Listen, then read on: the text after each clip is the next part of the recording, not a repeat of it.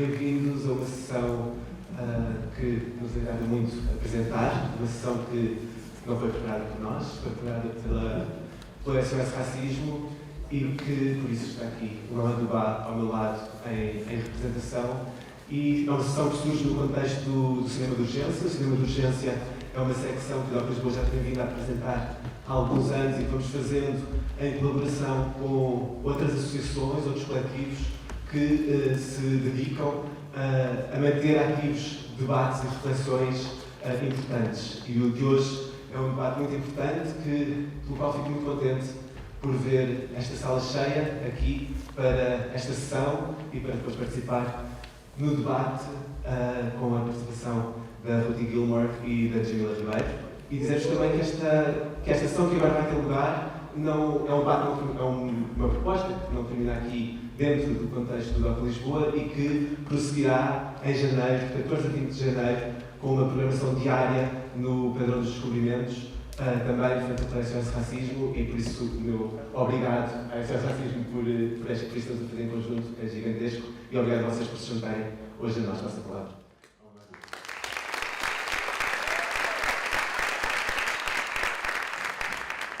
Boa tarde a todas e a todos. Primeiro, agradecer a vossa presença, agradecer muito a oportunidade que o DOC Lisboa nos dá de finalmente conseguirmos também trazer em mais um outro espaço da afirmação cultural do debate, que é um debate essencial para a nossa democracia, que é a questão racial.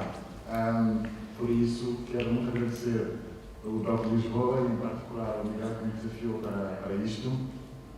A proposta que nós temos hoje, portanto, como vocês viram, alguns vão se perguntar porque é que escolhemos aquele título, romper o silêncio e sepultar o racismo, porque nós estamos convencidos de que um dos problemas da sociedade portuguesa é o negacionismo. Ninguém quer discutir, ninguém quer enfrentar, ninguém quer olhar de frente o problema da questão racial, pensando que se não se falar do assunto, ele desaparece. Se não se falar dos problemas, eles desaparecem. Ora, não há nenhum projeto de sociedade viável em que não se consigam enfrentar os problemas. Um dos problemas essenciais da sociedade portuguesa, das sociedades pós-coloniais, como a nossa, é a questão racial, é a questão da pertença, como é que as pessoas não brancas são vistas na sociedade portuguesa, como é que a nossa herança colonial tem impacto no nosso cotidiano, todos os dias. E é sobre isso que temos que discutir se nós queremos que o coiso, eu não vou dizer o seu nome, que o coiso não venha aumentar a crise da democracia, porque nós estamos a viver numa crise da democracia. A partir do momento em que numa sociedade as pessoas são tidas e vistas não a partir da sua condição humana, mas a partir da sua dimensão cromática, da sua pertença cultural, quer dizer que essa democracia está inviável. E é isso, esta é a nossa proposta, é tornar a democracia viável para todas e para todos. E então desafiei a minha irmã Ruth Gilmore, depois irei fazer essa apresentação, e a Jamila Ribeiro para nos ajudarem a discutir esse tema. Escolhemos um mote, que é um pequeno documentário que foi feito de uma forma colaborativa numa quilombola, no estado de Pernambuco. E como vocês sabem, as quilombolas, portanto, são instituições de resistência à escravatura, mas também são instituições de resistência e de afirmação da condição negra depois da escravatura, num Brasil que se diz um Estado, uma democracia racial, em que, enfim, uma parte dessas pessoas nem sequer então do tecido nacional, não são consideradas como fazendo parte do tecido nacional brasileiro. Portanto, o convite que nós vemos naquele filme é isso que vamos tentar prolongar no debate com a Ruth Gilmore e com a Jamila Ribeiro, e por isso agradeço a vossa presença, agradeço outra vez o DOC de Lisboa e lanço-vos aqui o desafio para continuarem a nos acompanhar, porque em janeiro vamos precisamente tocar onde dói, vamos fazer uma programação no Padrão dos Descobrimentos e aí sim, de certeza que teremos outros debates, sobretudo aqueles agora que nos ocupam, sobre a questão da disputa sobre a memória, sobre a presença de corpos negros no espaço público, sobre a representação à visibilidade de pessoas não brancas no espaço público e na disputa pela democracia. Por tudo isso, muito obrigado. Obrigado a vocês todos.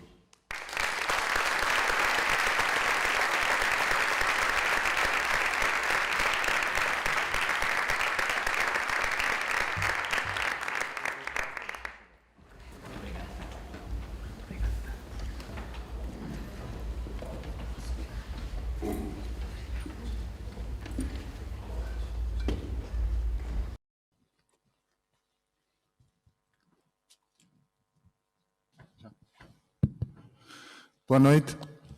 Boa noite a todas e a todos, mais uma vez. Vamos agora iniciar o debate. Vou começar por apresentar as nossas convidadas. Antes de mais, quero voltar a agradecer a Ruti pela disponibilidade. Ela nunca nos falhou, sempre que a chamamos para um debate, para a luta, ela está sempre presente. E, portanto, quero agradecê-la por isso.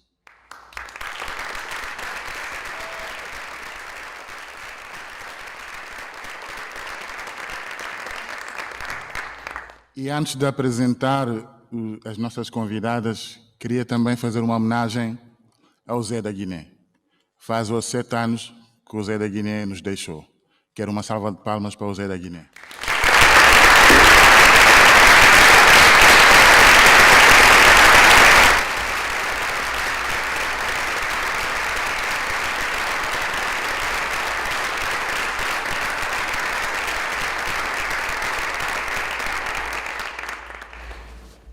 Ruth Gilmore é cofundadora de várias organizações comunitárias abolicionistas, nomeadamente da California Prison Moratorium Project, da Critical Resistance e da Central California Environmental Justice Network. O documentário da Antípoda Racial Capitalism com Ruth Gilmore, filmado em Lisboa, a cidade onde ela vive, dá conta da sua ação política internacional. Ela é autora de uma imensa reflexão sobre o sistema carceral e o capitalismo e a sua relação estrutural com as desigualdades, nomeadamente de classe, raça e género. Desta obra, quero destacar o clássico Golden Gulag, Prisons, Supplies, Crisis and Opposition in Globalizing California, que saiu em 2000, é um dos clássicos livros da Ruth Gilmore. E ela agora vai ter em 2021 2 obras que estão na forja, o que é o Racial Capitalism and the Case of Abolition e Abolition Geography. É professora de Geografia e diretora do Center for Place, Culture and Politics no CUNY Graduate Center. Uma salva de palmas para a Ruth.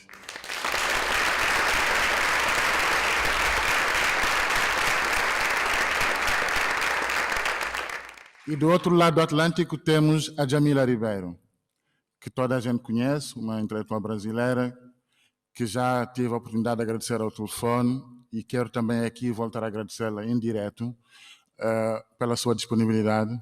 Quero então apresentar-vos sucintamente a Jamila Ribeiro.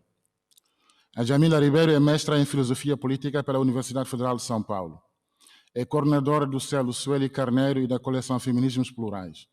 É autora, entre muitas outras reflexões, dos livros Lugar de Fala, Quem Tem Medo do Feminismo Negro e Pequeno Manual Antirracista. É também professora convidada do Departamento de Jornalismo da Pontifícia Universidade Católica de São Paulo, colunista do jornal Folha de São Paulo e da revista El Brasil. Foi secretária adjunta de Direitos Humanos de São Paulo em 2016. Foi laureada pelo Prêmio Prince Claus em 2019 e considerada pela BBC como uma das 100 mulheres mais influentes do mundo. Uma salva de palmas para a Jamila Ribeiro.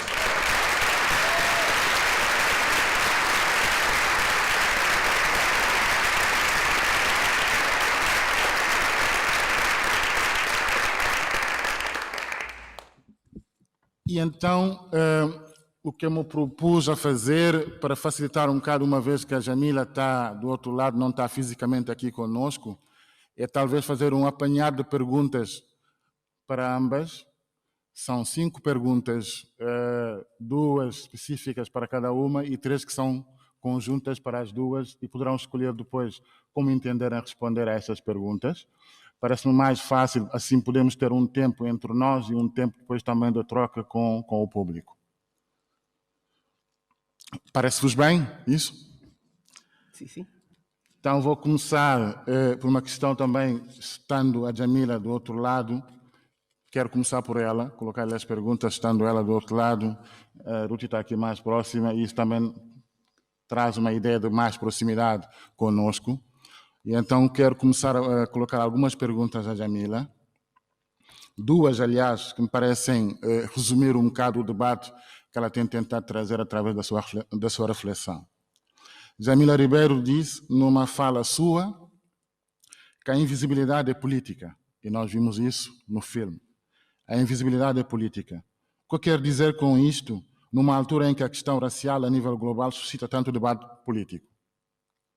E a segunda, também, que eu retirei numa entrevista da Jamila, ela disse, que é um debate que ainda irrita muito aqui em Portugal, ela disse que o lugar de fala não é impedir alguém de falar, é dizer que outra voz precisa de falar. Ainda assim, nas sociedades marcadas pelo privilégio branco, pelo patriarcado e pela colonialidade, esta ideia de disputa e partilha do poder é mal recebida. O que é que explica isso na sua ótica, Jamila? Muito obrigado por te juntar a nós. Bom, primeiramente, boa noite a vocês que estão em Portugal, boa tarde às pessoas que estão no Brasil.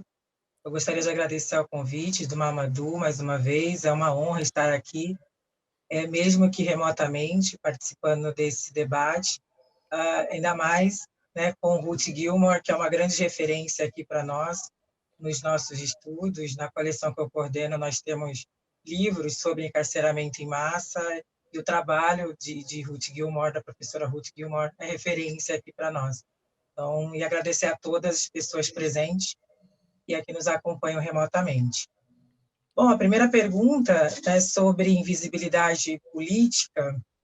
Eu trago muito dessa tradição do pensamento feminista negro, de Lélia Gonzalez, de Sueli Carneiro, de Luísa Bairros, e tantas outras autoras negras brasileiras importantes que trazem toda essa questão de que nós não somos invisíveis, nós fomos invisibilizadas, né? Um ato aí de nos colocar nesse lugar de invisibilizada, uma vez que a produção negra na cultura brasileira ela é fundante, uma vez que os nossos saberes, as nossas práticas, por mais que tivessem passado, né, que passassem por esse processo de colonização, ainda muito presentes, como vai dizer Lélia Gonzalez, né, como que os brasileiros não sacam que falam português, né, numa forma de refutar essa imposição da língua do colonizador, e não reconhecem a própria influência de diversas línguas africanas e indígenas no nosso brasileiro, no nosso português brasileiro, o quanto que elas vão trazer essa figura da mulher negra na nossa sociedade, é claro, trazendo toda essa visão de que foi invisibilizada, que passou por esses processos históricos de violência, mas também pela perspectiva da luta e da resistência que está presente na nossa cultura, por mais que queiram nos invisibilizar.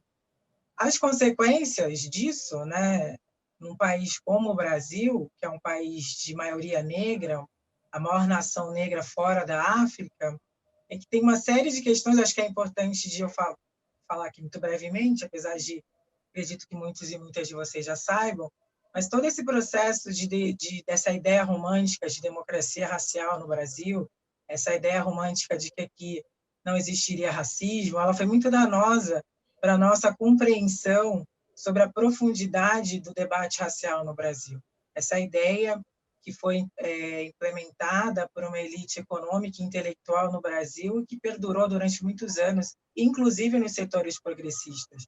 Essa ideia de que existiriam muito mais pontes nos unindo do que muros nos separando. Essa ideia foi muito danosa, como muitos intelectuais aqui no Brasil denunciaram. Kabengele Munanga, um deles, um professor congolês, mas professor aqui na Universidade de São Paulo, que fala dessa política do avestruz no Brasil, né, de fingir que não está vendo essas questões que são tão profundas, né, e marcantes na nossa sociedade, uma vez que estamos falando do país que mais recebeu pessoas negras escravizadas, foi um dos últimos do mundo a abolir a escravidão, e que depois cria toda essa ideia, né, romântica de uma suposta democracia racial, negando a existência do racismo para não reparar a população negra por quase 4 séculos de escravidão. Então, essa invisibilidade se dá desde esse processo, eu poderia dizer, de democracia racial, uma vez que não quiseram trazer à tona esses problemas referentes à questão racial no Brasil. A invisibilidade se dá também, uma vez que todos os documentos referentes à escravidão foram destruídos, então nós não sabemos, como descendentes de africanos, de que parte de África nossos ancestrais vieram. essa visibilidade ela vai se dar quando, na hora da reivindicação, né, desses sujeitos políticos, há uma ideia no Brasil que não devemos reivindicar a questão racial e somente a questão de classe. Que no Brasil não tem como saber quem é negro e quem não é negro, então, logo, é a questão de classe que resolveria todas essas questões. E Lélia Gonzalez está dizendo, né, desde a década de 80, sim, a questão de classe, de raça e de gênero, elas são entrecruzadas, e num país como o nosso não tem como não trazermos a questão de que somos pobres porque somos negros, de não pensar o entrecruzamento dessas opressões.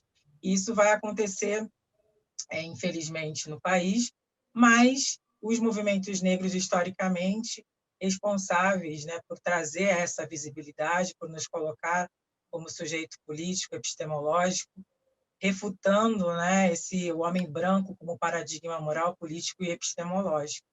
Isso vai acontecer. A gente tem um país de maioria negra, a nossa invisibilidade ela é muito gritante, né, nos espaços de poder. Hoje, no Congresso Nacional, temos 513 cadeiras, são só 13 deputadas negras, por exemplo. Nas universidades, nos espaços de poder, nós somos invisíveis por conta dessa estrutura que impede a nossa mobilidade, mas também por conta dessa ideia nacional, né, de que não existiria racismo, logo não deveríamos nos reivindicar como sujeitos negros na hora de na hora de pleitear, né, o nosso lugar como sujeitos, enfim, que reivindicam direitos, que reivindicam políticas de reparações, enfim. Nos últimos anos no Brasil, antes de todo esse desastre que estamos enfrentando hoje, é importante dizer que algumas reivindicações históricas dos movimentos negros acabaram sendo implementadas, como a política de ações afirmativas, alguma titulação de algumas terras quilombolas, algumas questões ali foram atendidas por conta de uma maior visibilidade negra nos últimos governos, apesar das críticas que temos ainda, é inegável não reconhecer. Mas essa invisibilidade, acho que era importante trazer esse histórico de como que ela se dá nesse país que a gente liga a televisão, né, e não parece que estamos num país com tanta pluralidade racial e que ainda enfrentamos uma série de dificuldades para nos tornar visíveis, ainda mesmo, infelizmente, nos campos progressistas. Sobre a questão do lugar de fala, é uma questão que, infelizmente, gera muita polêmica deliberadamente. Né? Quando Lélia Gonzalez, em Racismo e Sexismo na Cultura Brasileira, né, disse que o ato que assumimos aqui é o de falar com todas as implicações, ou seja, o lixo vai falar aí numa boa, ela já estava nos alertando dessas implicações. Então, discutir lugares de fala é discutir um regime de autorização discursiva que impõe somente o homem branco como paradigma epistemológico, político, moral. Discutir lugares de fala é desvelar os processos históricos que criam as hierarquias. Ou, como dizia Lélia Gonzalez, pensar como essas hierarquias elas são fruto da classificação racial da população. Mas o que acontece quando eu lanço esse livro em 2017, que é o primeiro título da coleção Feministas Plurais? A gente já lançou 8 títulos pela coleção e mais 3 pelo selo Solicaneiro. Nós lançamos autores e autoras negras e negros. Quando eu lanço esse livro, tem uma série de incômodos. Eu lembro de alguns que eu posso citar, de muitos homens brancos acadêmicos escrevendo artigos em grandes jornais, dizendo coisas do tipo: lugar de fala é uma bobagem, lugar de fala é fascismo, é o fascismo identitário, lugar de fala agora os negros não querem mais que os brancos falem. Então, é toda essa lógica da inversão, né, como vai dizer Grada Quilomba, de quando nós estamos reivindicando o nosso direito histórico, a fala, uma vez que fomos silenciados historicamente, tem essa questão da inversão de querer nos colocar no lugar dos violentos, para não assumir essa violência histórica que ele vem cometendo contra as populações negras e indígenas no Brasil. Então, pensar lugares de fala claro, trazer à tona todos esses processos históricos que criaram essas hierarquias, mas também é marcar esse sujeito branco que historicamente se colocou como universal, essa invenção moderna do sujeito universal, e que olha para uma mulher e diz, você é específica, olha para o indígena, você é específico, olha para uma pessoa negra e diz, você é específico, mas também não se entende como específico, também não se entende falando a partir de um lugar, que é o lugar do poder, é o lugar daquele que foi construído historicamente para ser o sujeito, aquele que definiu e não foi definido. Esse é um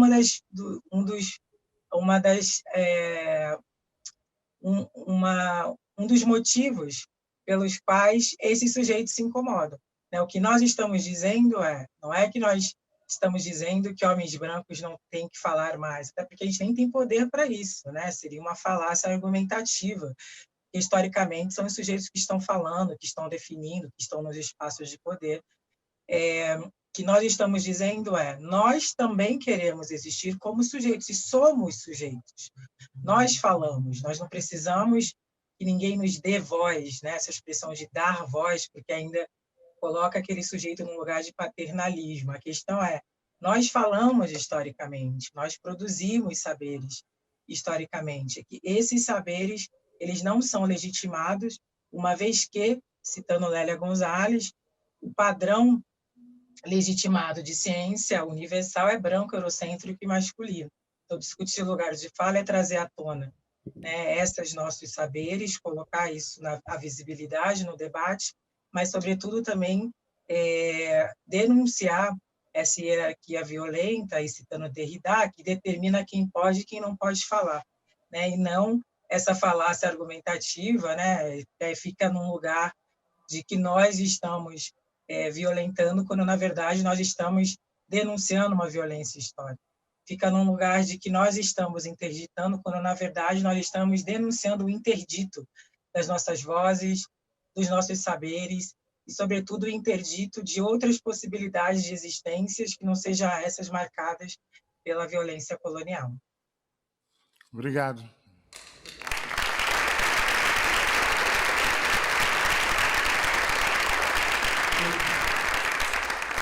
Agora é para ti, duas perguntinhas, Okay. talvez mais ou menos com o mesmo tempo que a Jamila. Eu olhando para o teu trabalho todo, do que eu li, da experiência de partilha, de conversa que eu tenho contigo, do que acompanho, do que tu fazes, posso concluir que o complexo industrial carceral é a tradução violenta da geografia política do capitalismo racial? Eu li no teu próximo livro, na Badana, que vai sair, comprei online, li uma frase tua que me chamou a atenção no livro. No futuro livro que vai vir a Portugal futuramente, chama Changing Everything, Racial Capitalism and Case for Abolition, em que tu dizes, não sei se o meu inglês está bem, mas eu parece-me ter percebido isto da frase. Tu dizes, a abolição requer que mudemos uma coisa, ou seja, tudo. Pode explicar-me isso? Sim. Obrigada. I am so honored to be here tonight. Excuse me for speaking English. Since the confinement began in March, I've been in my house speaking only English with my husband. So my Portuguese has gotten very, very weak. Peço desculpa. I am so honored to be sharing this program with Jamila Ribeiro. Pleased to meet you, and with my dear friend and brother, Mamadou Ba. And thank you to Doc Lisboa for bringing this important debate together. I'm very honored also to participate in a Doc Lisboa event with SOS Racismo. All right, these two questions are very big. I'll see what I can do. The first one about whether the prison industrial complex is a necessary outgrowth of racial capitalism, if I understand you. Why, yes, it is. The problem that we face throughout the entire planet with racial capitalism, which is all of capitalism, is that capitalism requires inequality and racism enshrines it. Capitalism requires inequality to work, and racism enshrines it. Now, it is possible in some political economy for the required inequality of racial capitalism to work out in many different ways, not necessarily with a prison industrial complex. There could be other ways that that inequality is kept steady and persistent across time and space. In the United States, and also, as it turns out, in the contemporary world, everywhere that inequality is the greatest, prison is the most prevalent. Number one on the planet is the United States, number one, by absolute numbers, as well as rate of people locked up. Close on the heels of the United States are the United Kingdom, Russia, Brazil, South Africa, India, and here in the EU, the rest of the EU, where imprisonment rates tend to be low, here in Portugal, where inequality is high, prison rates are somewhat higher than the rest of the EU.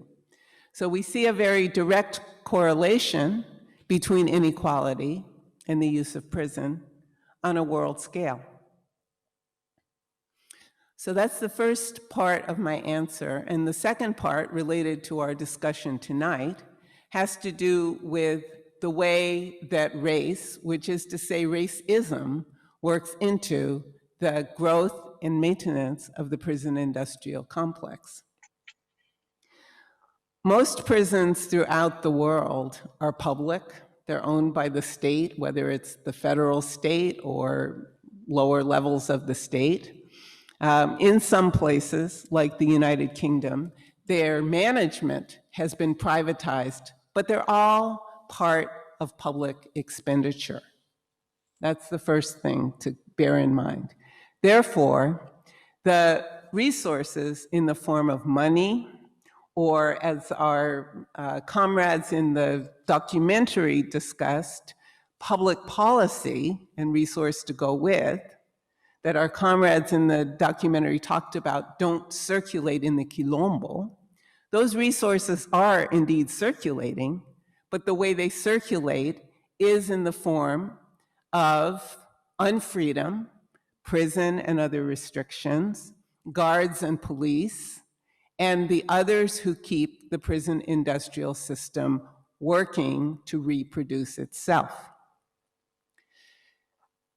Insofar as the legal systems used to criminalize certain kinds of people reinforce and actually draw life from racialization, we see throughout a good deal of, but not 100% of the world in which inequality is the deepest, race helping us to see, if not fully understand, who is locked up, how, and why. The one possible difference, the one possible outlier, but I'm not altogether certain of this, is Russia. Russia did not have a huge prison system in the wake of the Gulag there until the end of the Soviet Union and the rise of the Russian Federation. But in the rest of the world, we see a good deal of a very strong correlation between distinctions that we can understand as racial distinctions, or in the case of India, caste distinctions that are expressed in forms and relations that are very similar to race, very similar to race. We see again this inequality working out and coalescing through the system. To get rid of the prison industrial system, the prison industrial complex, in my view, we have to get rid of racial capitalism, which is all of capitalism. So I want to honor what my comrade Jamila Ribeiro said about the tendency, the unfortunate and debilitating tendency of many people to say, to try to subordinate race to class and say that there's this thing called class that is the important category, and remind all of us that many, many people over many, many, many decades of many, many struggles around the world have come to the understanding and put into operation the understanding that race is, as Stuart Hall put it, race is the modality through which class is lived. So we can't think class without race, yes, any more than we can think race without class. Yes. And this, to me, is the key of the dilemma and how to unlock it, that the contradiction is right there in front of us. It's actually in front of us, not somewhere else. And so maybe I should move to the second question. I could talk about these things all night with my comrades. This is great. And that is the question of changing everything. Well, yes, we do have to change everything, but here's what I think. And here's what I've learned talking with comrades from around the world, working on things like an international abolitionist statement to kind of lift up movements that are happening in Brazil, in South Africa, here in Europe, in North America, in Kerala and India and elsewhere, and bring them together so that we can consider them as one. And that is, yes, we have to change everything, but that's not the same as saying we have to clear cut and burn to the ground everything, put salt in the earth, wait 7 years and start again. I'm an old lady, I won't be around. Rather, change everything, in my view, means that we start from where people are at in their everyday work and develop the abolition that already exists in what people do. We saw that in the documentary, ever so briefly, what people already do, that underneath the mantle of racial capitalism that shrouds the world, and underneath the mantle of COVID-19 that shrouds the world, people are making different worlds already. And I'll give 2 examples of what I mean. So one is from Brazil. I had the honor to participate over the last few months in 2 discussions with our comrades of the MST, with whom I built a relationship over time by working also with people who are around the world struggling on behalf of or as landless workers to have access to land and to be able to make livings.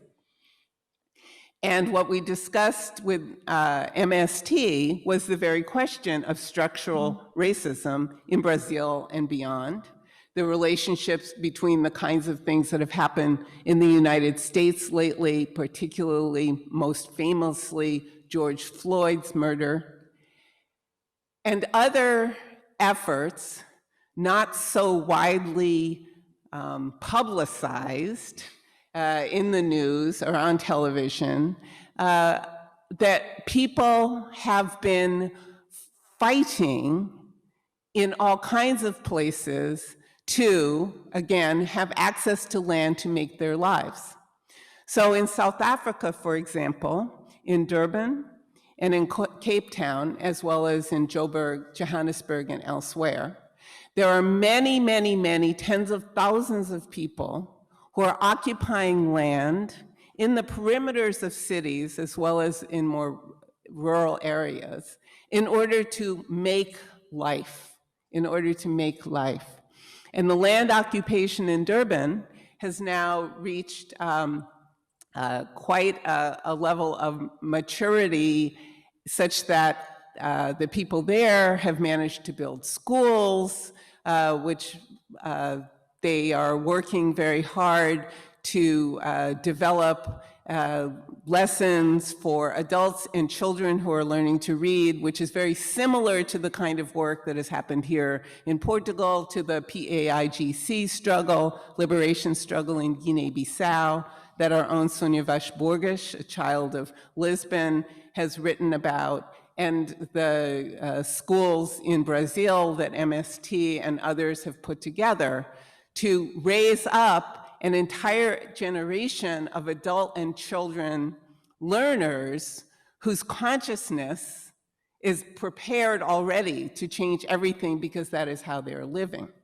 And there's one connection, other than the fact that I sit on this stage to talk about these things, that gives us some insight into greater connections that actually exist, and that is that the MST these days is the largest producer of organic rice in Latin America. The largest producer of organic rice in Latin America is the movement of landless workers. Consider that, and consider the world, the abolition world, the MST has created. The MST has delivered this rice at cost to people who are hungry and who have very small money resources. That includes people in the land occupation in Durban, the land occupation in Durban that has recently called for the abolition of the police in Durban, who have been slated with the obligation to clear the land obligations of their inhabitants. And the MST has also delivered rice at cost or a discount to the people of Venezuela, whose resources, whose wealth has been stolen by the United Kingdom, which has a high rate of incarceration. So we see the whole world in this story. And therefore, I get hope, even in the context of so much complexity and suffering, that we are making a new world. Thank you.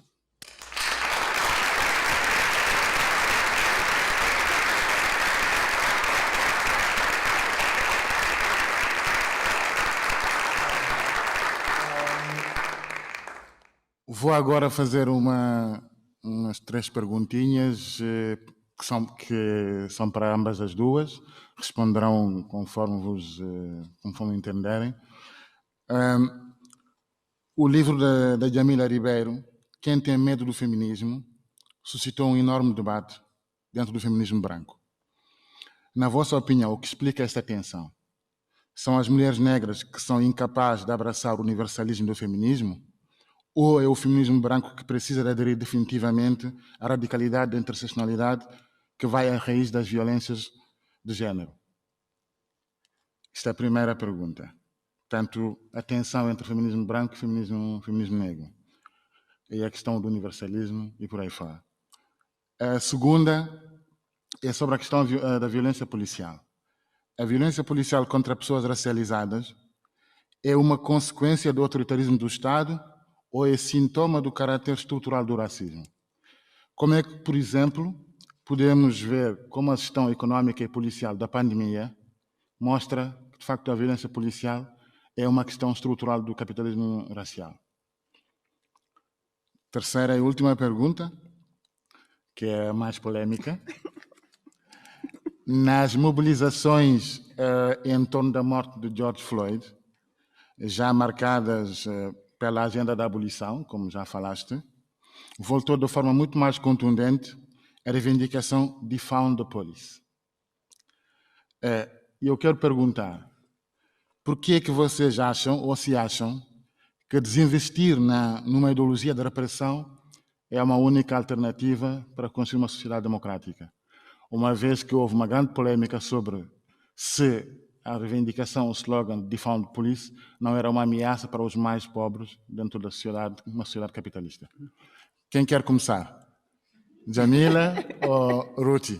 Djamila, queres começar tu? Vamos lá. Vamos lá. Vou tentar responder. O meu livro, Quem tem medo do feminismo negro, foi lançado em 2018. mas a gente já tinha todas umas discussões aqui feitas por muitas feministas negras, como Lélia Gonzalez, Sueli Carneiro, como eu já citei.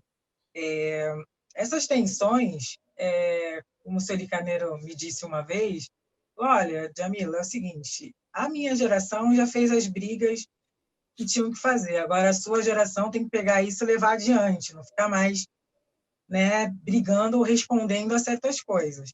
Então, eu acho que eu já venho de uma geração em que o feminismo negro já está consolidado de uma certa maneira. O que a gente faz é talvez levar e ampliar isso para um maior número de pessoas. Mas, claro, essas tensões, sobretudo na década de 70, 80 no Brasil, elas aconteciam de forma muito mais contundente por uma falta de perspectiva, né, dessa universalização da categoria mulher, que não fomos nós que universalizamos, né? Ela foi universalizada tendo como base a mulher branca. Então, quando se diziam somos todas mulheres, né, Sueli Carneiro vai dizer no seu trabalho, né, Enegrecendo o Feminismo, de quais mulheres estamos falando? Ou a própria Sojourner Truth, lá já em 1841, no seu discurso E Eu Não Sou Uma Mulher, já estava apontando para isso. É que aquelas mulheres ali na Convenção dos Direitos das Mulheres em Ohio estavam falando a partir da realidade delas como mulheres brancas.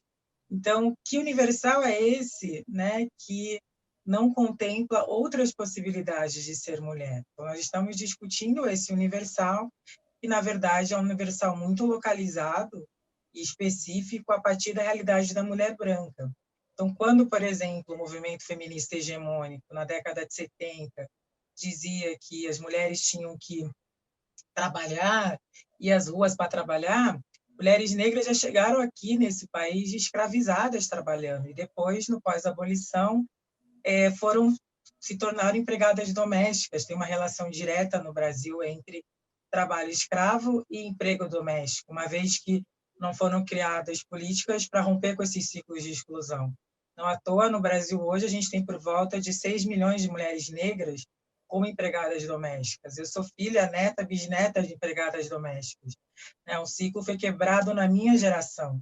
Então, a gente percebe que não discutir essas questões, né, não discutir o gênero vivenciado pela raça, como vai propor Patricia Hill Collins com Standpoint Theory, né, para pensar a teoria do ponto de partida, e no Brasil, a Luísa Bairros vai falar, né, em Nossos Feminismos Revisitados sobre o Standpoint Theory, que não se trata de competição, como muitas vezes é colocado, mas simplesmente de dizer que são outras experiências. Nós vivenciamos gênero como mulheres negras a partir da experiência racializada, assim como mulheres lésbicas vão viver de uma outra maneira. Então, essa tentação de universalidade, o feminismo hegemônico, é uma tentação que só quer visibilizar as suas experiências, né? Ou colocá-las somente como sujeitos políticos e negando uma série de outras experiências e possibilidades de ser mulher. Disso que o feminismo negro critica e refuta, né? Desse dito feminismo hegemônico.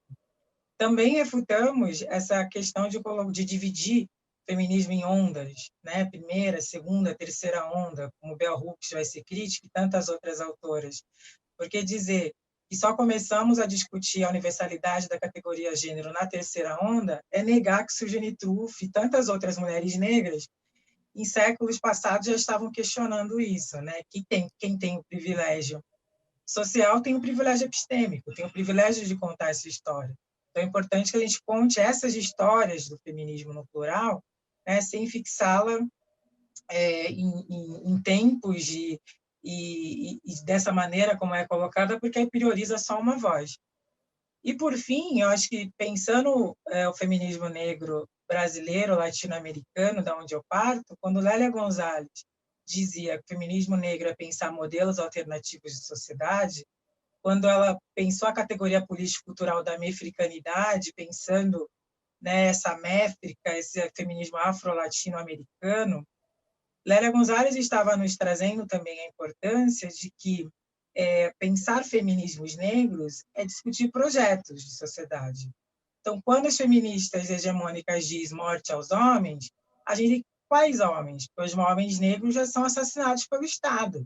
né? Então, a gente não está pensando somente naquilo que nos diz respeito, nós estamos pensando necessariamente, por uma perspectiva interseccional, a não hierarquizar opressões e não escolher qual sujeito tem que ser representado, ou ao não lutar somente contra uma opressão e reforçar outra, porque isso é alimentar a mesma estrutura. Então, nós estamos discutindo projetos de sociedade, necessariamente anticapitalista, antirracista e antissexista. Nós estamos discutindo as opressões que estruturam as sociedades, e não somente discutindo a perspectiva de gênero descolada dessas outras perspectivas. Então, o feminismo negro ele não é sectário, como muitas pessoas dizem, ou ele separa, ou ele divide. Isso é mais uma inversão. Na verdade, quando a gente nomeia as opressões, nós estamos refutando uma divisão que já está posta, porque capitalismo, racismo, sexismo já dividem a sociedade. Falando de Brasil, já dividem, colocando o homem branco no topo e a mulher negra na base. O que o feminismo negro está propondo é a quebra dessas hierarquias e dessas divisões, e não somente acreditar que ser feminista, como vai dizer François Véger, em Feminismo Decolonial, ela chama desse feminismo civilizatório, que é ter os mesmos direitos dos homens brancos, mas continuar reproduzindo opressão com outros grupos. É achar que é só dizer respeito a uma ascensão social de um grupo de mulheres, mas não pensando nas opressões estruturais e como reproduzem lógicas de opressões contra os grupos. Então, essas tensões existem porque as feministas negras, citando novamente Lélia Gonzalez, estão aprofundando a reflexão de que nós estamos discutindo projetos de sociedade e não só aquilo que nos diz respeito. Mas nós, como feministas negras hoje no Brasil, nós não estamos mais preocupadas em responder a isso. Nós estamos, de fato, preocupadas em deixar presente, fazer o debate público sobre o que, de fato, é o feminismo negro e que um movimento feminista que não é antirracista, que não é anticapitalista, que não é anticolonial, precisa se rever, Talvez seja só um movimento específico para determinadas mulheres e não um movimento social, que dê conta de pensar a nossa sociedade. Da questão da violência policial, não vou me atrever muito a falar, a gente está aqui com o Ruth Gilmore, mas falar muito brevemente, que é uma discussão, o Brasil é um país tem um número altíssimo de encarceramento em massa, de homens e mulheres negras, tem aumentado muito no Brasil, infelizmente, nos últimos anos, mas a própria criminalização dos sujeitos negros no Brasil, que começa desde o processo de colonização, e depois vai se aprofundar depois com a questão quando se surge a polícia militar na época da ditadura. Mas a gente está num país, por exemplo, que já criminalizou o samba, que a capoeira já esteve presente no Código Penal brasileiro, que os terreiros, as religiões, o lugar onde nós professamos, as nossas religiões de matriz africana, a nossa fé, eram perseguidos e destruídos. Então, já tem um discurso de criminalização do sujeito negro, com certeza, que são sujeitos criminalizados, e que depois acaba se intensificando com a violência policial, as periferias criminalizadas, vistas como o lugar a ser combatido, a guerra às drogas, no Brasil, que é necessário de se falar, que nada mais é do que guerra às populações negras e periféricas no Brasil. Então, temos um problema muito sério referente à segurança pública no Brasil. A cada 23 minutos, um jovem negro é assassinado nesse país, e cada vez mais vemos uma visão de uma maior repressão, uma lógica maior de repressão. Marielle Franco, que, para terminar, que não poderia não citá-la, e não reverenciar essa mulher que foi vítima de um crime brutal no Brasil, uma mulher negra vereadora assassinada da maneira brutal como foi. Marielle era um grande nome, que denunciava a violência policial no seu trabalho como vereadora, mas também nos seus trabalhos acadêmicos. Sua dissertação de mestrado chama-se UPP, a redução da favela a 3 letras, criticando a unidades pacificadoras da polícia, que começa aqui no Brasil, sobretudo para possibilitar as Olimpíadas e a Copa do Brasil, as Olimpíadas no Brasil e a Copa, né, do Mundo no Brasil, que significou, né, uma maior repressão das populações negras e periféricas, maior controle social dessa população, e Marielle era uma dessas pessoas que denunciavam o quanto que esse debate da segurança pública no Brasil precisa ser repensado urgentemente, e o quanto que jovens negros, os corpos negros, seguem sendo criminalizados, controlados, né, ou destruídos ou controlados, partindo aí do conceito de alterocídio no Brasil, e o quanto que não tem como nós pensarmos nenhum projeto, né, nessa sociedade brasileira sem discutir a questão da segurança pública, da violência policial, do encarceramento em massa no Brasil, como uma questão prioritária, né, que, infelizmente, é um dos países que mais mata pessoas negras e que tem aumentado ainda mais a cada ano o encarceramento tanto de homens e quanto de mulheres negras.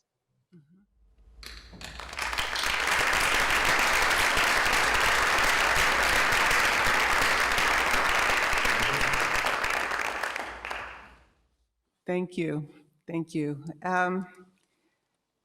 I don't actually have very much to add to what Comrade Jamila said about feminism, other than to lift up what to me is the central challenge, and that is, what is your liberation?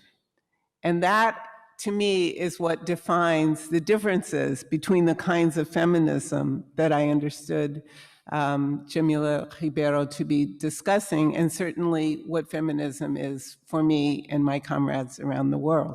What is the liberation we are trying to achieve? And a liberation that allows somebody, I don't know, to run for vice president of the United States, who once, not long ago, was the head state attorney of California, who bragged about locking up the parents of children who miss school. That's not my feminism. It's not, though she's not white. So the feminism has to be, as all politics has to be, about the liberation we're trying to achieve, rather than the categories of people who seem to fit into one or another slot or box. In fact, one way maybe it might be helpful to think about what it is I and others are trying to say when we say abolition, is to say that abolition is life in rehearsal. Life in rehearsal. So it's an ensayo, rehearsal, but it's a rehearsal that's real. It's not a rehearsal that is apart from life, that then one brings to life. It is life in rehearsal, as we are doing here tonight. And the feminism of the Combahee River Collective, the feminism of many, many generations of radical people throughout the world, the feminism of my sister comrade Angela Y. Davis is the feminism that I believe is life in rehearsal. And by the way, a little plug. Angela Davis is co-authoring a new book on abolition feminism that will come out, I think, in March. You can buy it too, from the same publisher, Haymarket. I want to talk about police violence and defund the police together. Police violence first. I learned a long time ago from a dear friend who is a very fine researcher, anthropologist, called Alan Feldman, that violence makes power. That is to say, it is not that the police or the military, the colonial forces, the white supremacist forces, the forces of capitalism, the forces of tall people over short people, which is another historical trend on the planet. That violence makes that power rather than those forces have power through which they can then apply violence to people. Violence makes power. And we can really see it in the interpersonal struggle between, usually but not always, men and women when we discuss rape. That rape is the violent expression of a right to rule. It's not sex, even if the rapist enjoys it. Just as many killers enjoy killing, just as many people enjoy the suffering of others. That the violence that's concentrated in rape is a violence that we can think about in many other ways as well.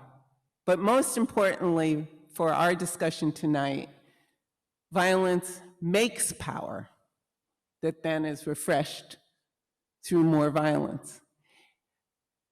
In this era, here in Portugal, in the United States, certainly in Brazil, in South Africa and elsewhere, police are in the process of consolidating their power in order to extend it. They're not just kind of free-floating instruments of the state that get clamped down on certain communities and individuals from time to time. They are an institution of the state, an agency of the state, and they are struggling with other aspects of the state over power and resources. That the police are not the same as the health services, which are not the same as the schools, even if there's a whole lot of mission imitation and mission absorption between and among those agencies. So we can see in the United States, I think, police constantly making their power through violence. And then what happens is when the violence gets to be unbearable again, as it does periodically, and people come to the streets, and people come to the city hall, and people come to the government, and people go to the newspaper and to Zoom and say enough, then what do the police do? They go to the government and they say, oh, what a mistake. If you give us more resources, we will learn not to kill people. If you give us more resources, we will learn not to do the things that we will always do in order to consolidate our power and extend it. Now, it's also true that I'm a teacher. We teachers go to the same controllers of the public purse and say, if you give us more resources, we will teach more. I mean, it's not objectively an unwise thing to do. Give us more, we'll do it better. But then the question is, what kind of liberation are we fighting for? So police violence makes power. And to go back to the US case, which is only 1/3 as bad as Brazil. Brazilian police kill people 9 times a day, US police only 3. They're bad both places, every day, every day. In the US, police kill, as I said, about 3 times a day. The most high-profile killings, which is to say the ones we hear about. I want to go back to something that Jamila said at the beginning of her conversation about what kinds of things get talked about and how do they get talked about, and who hears about things. So we hear about the killings of Black people because Black people get really noisy because we're sick of being killed even though we're killed all the time. And for reasons that I can't fully explain to you, this gets into the news. The ethnic grouping, racial ethnic grouping, most likely to be killed in the United States are indigenous people. It's a very small number of people in that big country, but the people who are most likely as a group to be killed are actually indigenous people, but their story doesn't get told in the paper and on television in the same way that Black people's killing does. All of this killing is bad. Half of the people killed in the United States are white people. half of them, every year. Half of them are white. Those stories don't get told very much either, but you can learn them all. And Mamadou and Anahita Alves, we're going to try to do a study of all the police killings here in Portugal, which I still think ought to be done. Like all of them, to see what the patterns are and to see what does and doesn't get noticed at all. So the question of police violence and the question of police power actually, I'd say, hides in the United States behind the sturdy curtain of racism, which is to say, Black people complain and get into the news, and all kinds of people, including Black people, say, well, that's what happens. Black people get killed. It's a kind of vicious cycle. It's a very vicious cycle. In other places, different patterns. In South Africa, Black police, Black people killed. So we have different kinds of configurations in different places, but what is consistent is the police make power through violence. That's what's consistent. So defund the police. Defund the police. It's very straightforward, and yet it's not. Defund the police would not, in a minute, release enough resources in the form of money to fund or refund everything else that we need: health, education, art, everything. But the call to defund the police is a call to change the priorities of how we use our social wage. That's what it is. Okay. It's not a take the dollar here and put it there. And indeed, something I've said very often to police, if they ask me, which is rare, and to prison guards, if they ask me, which used to be quite frequently, they'd say, oh, but Gilmore, you are going against a good working class job that many Black people and other people of color have fought hard to be able to have. Why would you do that? And my answer is, I don't care if you have the income. You can have the money. You just can't be police. And here in Portugal, I think we must be vigilant against imagining that desegregating the police but leaving the police power intact will solve a problem.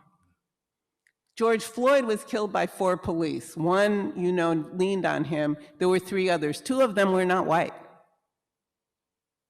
And we can go through many, many, many, many cases where part of the group of police who killed people were not white. So desegregating the police does not change what police are, what their institutional role is anywhere. And I'd be open to being convinced otherwise, but probably not convinced otherwise. All right, so I think I went through your 3 questions: feminism, police violence, defund the police.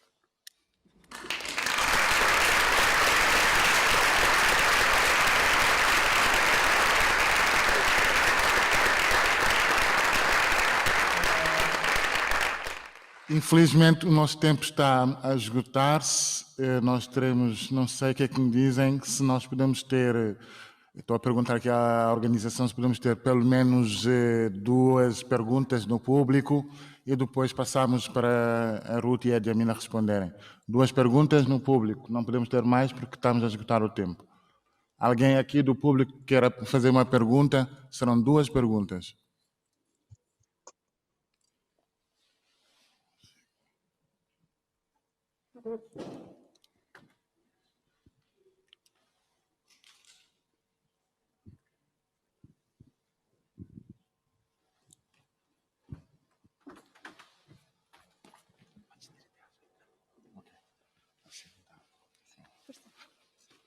quer dizer, eu vou repetir. Temos 25 Não, não minutos. pode ser. Sem segurança.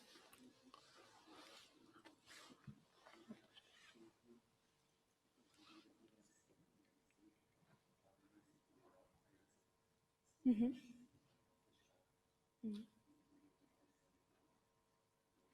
A violência colonial. A história colonial. Okay. Sim, pode ser. A pergunta que temos aqui é se não é excessivo atribuir a violência policial que existe atualmente no Brasil à herança colonial dos antepassados. Não percebemos. Não sei se a Jamila percebeu a pergunta.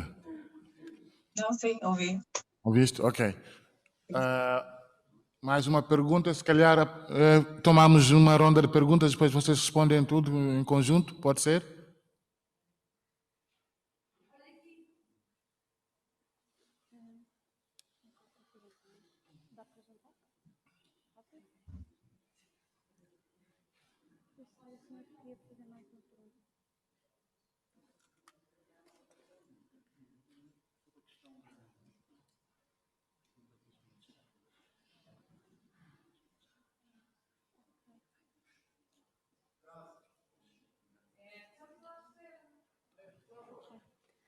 O mesmo senhor gostava de saber o que é que a Ludmila pensa sobre o vandalismo nas estátuas relativamente ao racismo. I don't understand. Não, questões de segurança.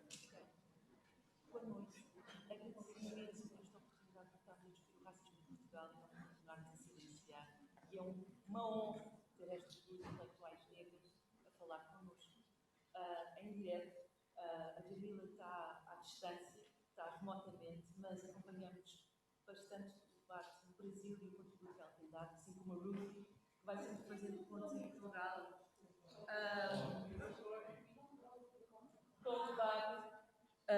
Com o debate nos Estados Unidos e noutros contextos. Uma das questões que gostava de colocar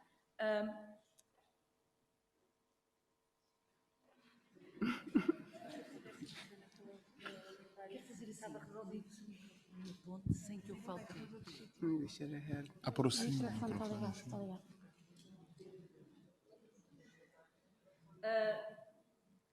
Trazendo a questão um bocadinho para o caso português e colocando esta questão, não sei se a Jamila também terá acompanhado, a Ruthie, tenho a certeza que sim. Após o assassinato do George Floyd, houve, a nível mundial, é claro, várias mobilizações, inclusive em Portugal. E uma das coisas que aconteceu no nosso contexto é que, após essa manifestação que foi histórica em Portugal, nos mídias, o debate que nós temos foi todo puxado para a estátua do Padre António Vieira que teria sido grafitada. E não houve uma palavra nos mídias sobre um grande debate que estava a haver nos Estados Unidos e noutros contextos, que era aquele que realmente nos interessava, porque para nós estávamos a discutir muito a questão da violência policial sobre a Cláudia Simões. E esse foi a frente dessa manifestação. E porque é que nos mídias todo o debate foi colocado com intelectuais brancos, muitas vezes homens e até muitas vezes bem intencionados, progressistas, e não vamos encontrar na televisão pessoas negras a discuti-lo e muito menos a fazer um debate sobre o defund da polícia, sobre a necessidade de pensar como é que fazemos, como é que o Estado, qual dos braços do Estado, não é, deve ser a prioridade, não é? Se é o Estado-providência, da política pública, ou se é o braço mais repressivo. E isso é algo que não passou em Portugal. E se vocês poderiam falar um bocadinho sobre as razões e como é que se contorna isto? E depois tinha outra pergunta, uma segunda, e que se prende com a questão a Ruthie falou disso, sobre a necessidade de partirmos de onde estamos, mas com este horizonte, não é? Sobre que tipo de sociedade, que tipo de liberdade é que nós queremos, não é? Pensando no caso português, como é que nós podemos pensar, colocar, arrancar, tá, que este debate já existe, mas ampliá-lo com proposta política viável.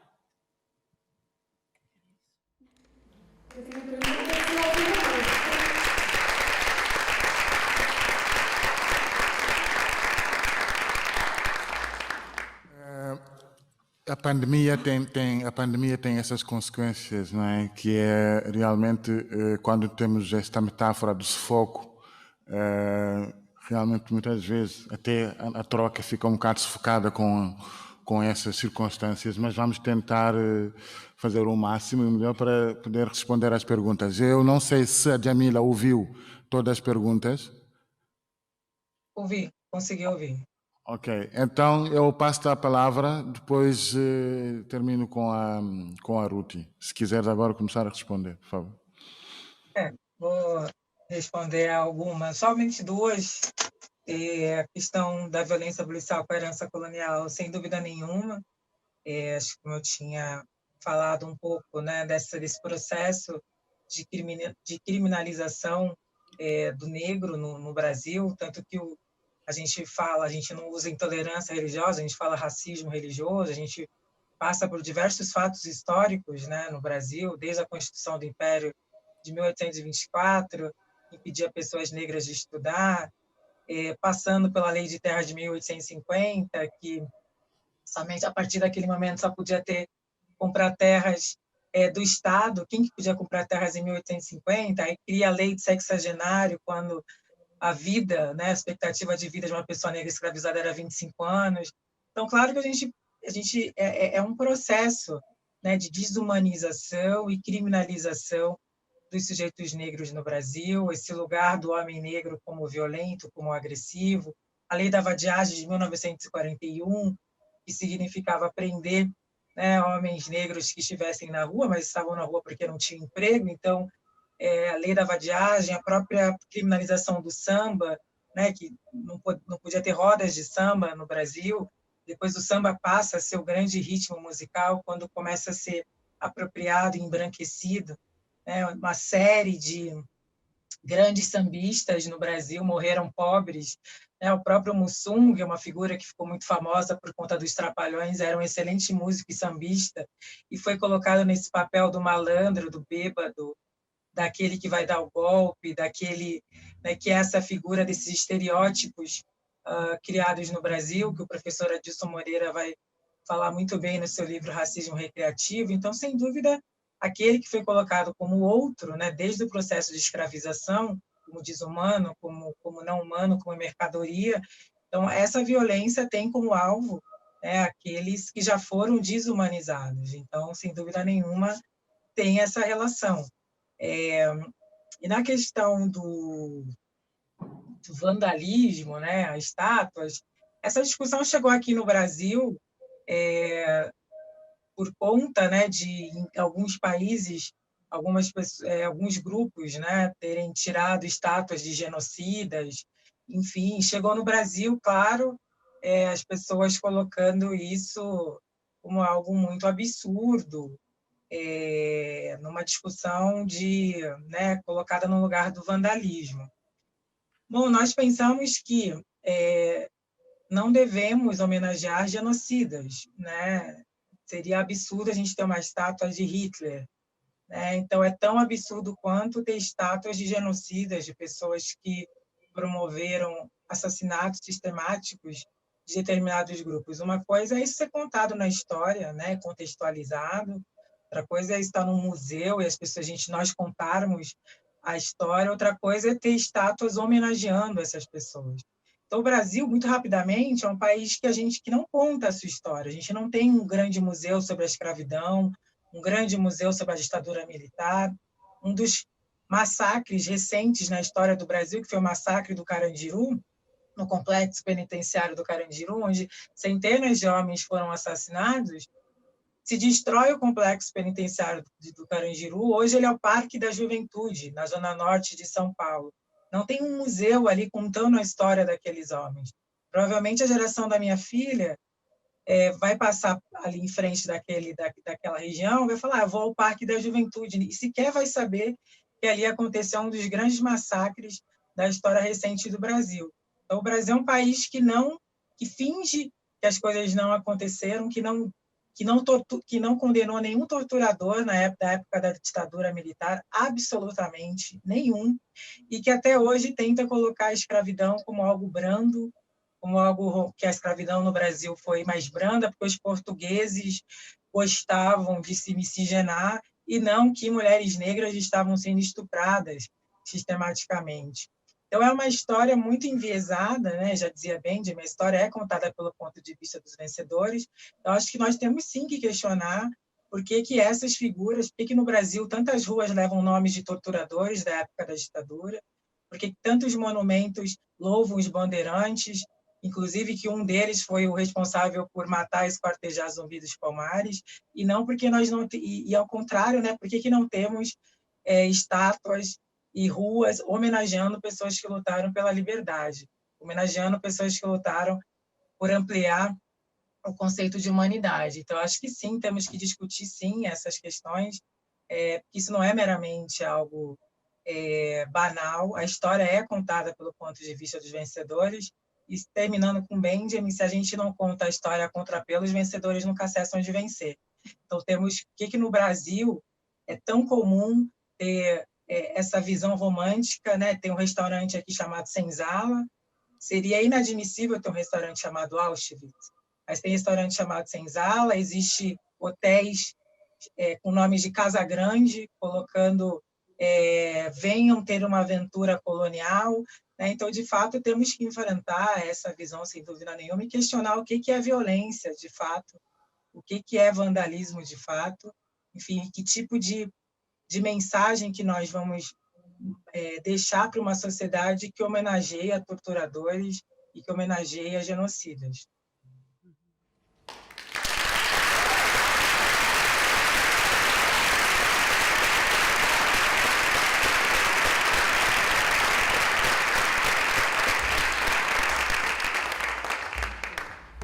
Last words. Doutora Cristina, I'm not sure I have a good answer for your question, but I'm going to engage it as I understand it. The first thing I want to say to elaborate what I was saying in my earlier set of answers about defund the police, which connects to where we're at now, is that in the US today, there's a lot of skepticism about defund the police, which is very well supported by people's feeling of vulnerability and inability to imagine what else could be. So even though it's very well studied that police don't stop crime, they hardly ever solve crime, i.e. figure out who did what, people feel worried about not having that agency, that arm of the state, available just in case the police might work in their support rather than against them. This is a very serious problem that is compounded by a related problem, and it's this, that anywhere, this is, I know, true in Brazil, I know it's true in South Africa, I know it's true in all of the big cities of India, I know it's true in the United States and Mexico City and elsewhere, and that is the rich will have their cops. And businesses of almost all sizes will figure out how to organize themselves to have their cops. So one of the questions that arises is then, will the poor people who are now vulnerable to police violence, in the event of police being defunded, have nothing? Will they not have their own potential army to look out for them? It's a real question that people are trying to figure out, because as it were, the parastatal or quasi-private police forces are already all over the place, and they will, continue. They'll continue. So this is a question that people are trying to figure out.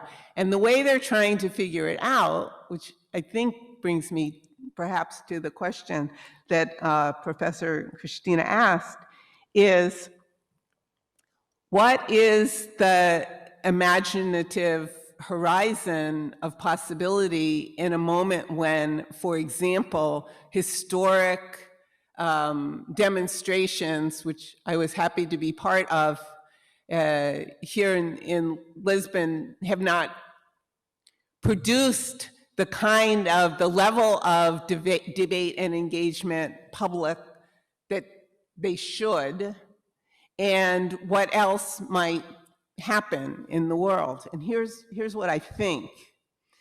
What I think is that the kind of work that people were already doing here in Portugal that got us on this stage tonight, got these questions going, have us talking across the Atlantic Ocean, is what made possible that amazing demonstration that went down my street, Avenida Almirante. That, in other words, the demonstration was a moment in time, but it was the consolidation and the expression of a lot of other moments that already had been happening, whether SOS Racismo, other organizations, Plataforma Ghetto, you name it. All of those things add to the possibility of that manif. Plus, I will also add, and I want to shine some light in direction of Cristina Roldão, of the research that people have been doing, like hers, that shows that there has been Black movement in this country a very long time, like from the 19th century and before. That it's not that Black movement just started last week or started last month or started when Mamadou Ba came to town. That it's here and it has waves, rises, falls, but every period is distinctive and there are possibilities. And the horizon of possibilities, the world that we want, is already, I think, being made in this work, even if the mainstream media does not respond, even if one has to fight one's way into the halls of the legislature to get a hearing. The work not only reproduces a certain kind of necessity, but it also spreads consciousness. And this is what I learned going to the occasional universities that Plataforma Ghetto has organized in Cova da Moura over the years. That the consciousness and revolution are constantly being made by all kinds of people, not only people like me or Christina who are professors and researchers, but people who have every imaginable kind of job, and many people who don't have jobs, who are constantly making the world anew.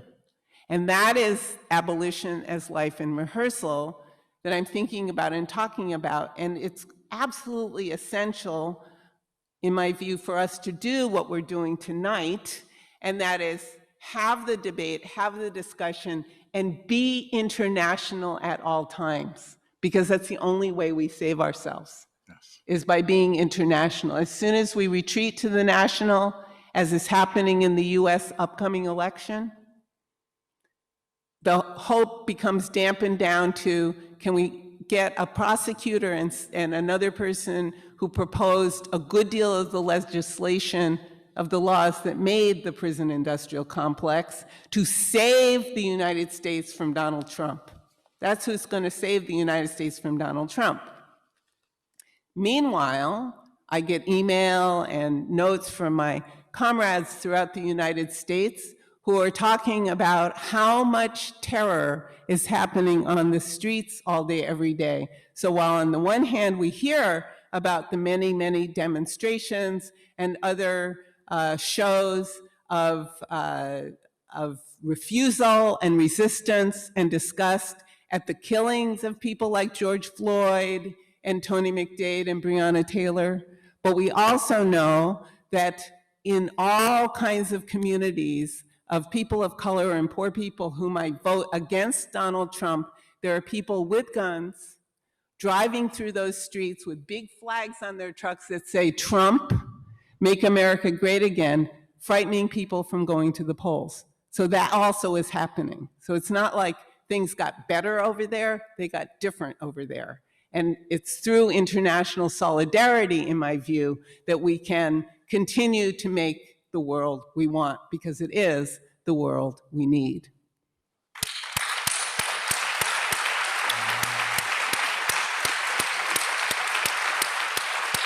Uau! Uau!